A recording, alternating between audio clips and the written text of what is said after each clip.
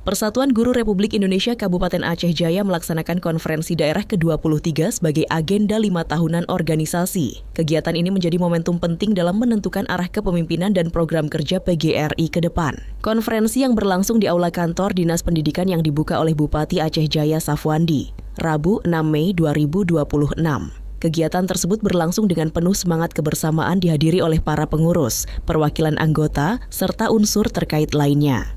Dalam konferensi itu, selain membahas laporan pertanggungjawaban kepengurusan sebelumnya, agenda utama Konferda adalah pemilihan ketua dan pengurus PGRI Kabupaten Aceh Jaya untuk masa bakti 2025 sampai 2030.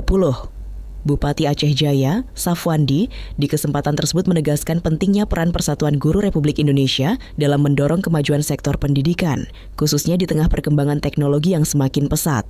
Dalam arahannya, Safwandi berharap Ketua PGRI yang terpilih nantinya mampu membawa perubahan nyata bagi dunia pendidikan, terutama dalam meningkatkan kualitas sumber daya manusia dan sistem pembelajaran yang adaptif terhadap perkembangan zaman.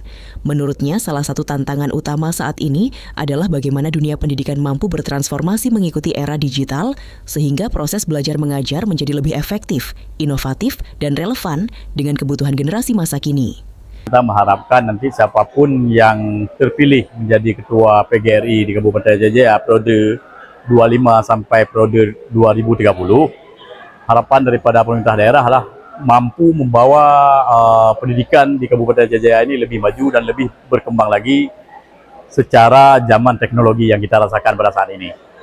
Sudah kita sampaikan tadi dalam sambutan yang bahwa kita sebagai kepala daerah mengingatkan terus terhadap PGRI ini, karena di bawah payung PGRI kan semua kepala sekolah, baik SMA, SMK maupun SMP sampai ke tingkat PAUD, ini merupakan adalah pelayanan dasar bagi seluruh peserta didik.